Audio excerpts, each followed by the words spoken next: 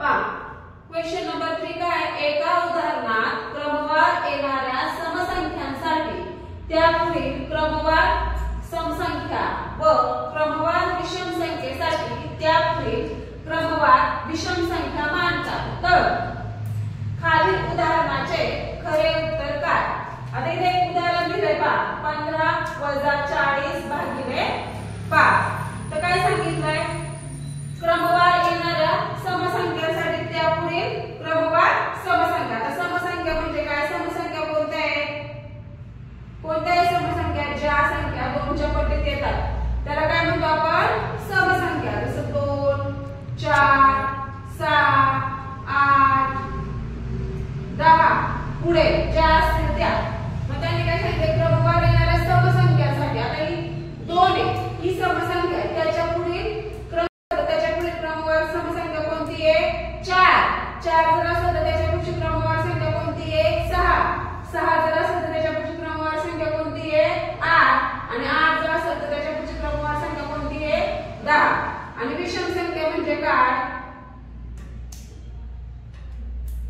ज्या संख्या समसंख्या सोडून येणाऱ्या संख्याला काय म्हणतो आपण? विषम संख्या। जसं 1, 3, 5, 7, 9, 11 अशा पुढे किती पण। मग विषम संख्यांचं पण काय सांगितलंय? क्रमवार विषम संख्येसाठी त्यापुढील क्रमवार विषम संख्या मानतात। आता 1 जर संख्या दिली असेल तर 1 च्या पुढची विषम संख्या कोणती आहे? 3 च्या पुढची विषम संख्या कोणती आहे? 5। आलं लक्षात? उदाहरण काय आहे? 15 - 40 भागिले 5। आता 15 ही समसंख्या आहे का विषम संख्या आहे?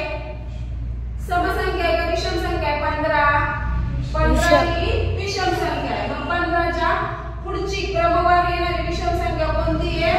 17। कोणती आहे? 17 वजा 40 ही समसंख्या आहे का विषम संख्या आहे?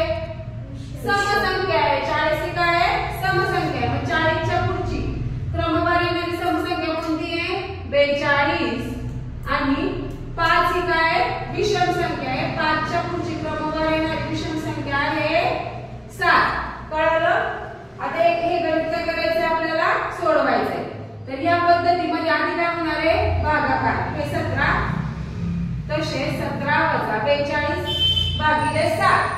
42 ला जर 7 ने आपण भागलं तर किती उत्तर किती येतात? 6। 7 सख्खे 42, 7 सकूण 42 आणि 17 मधून 6 गेले किती राहिले? 11। किती राहिले? 11। ऑप्शन मध्ये 11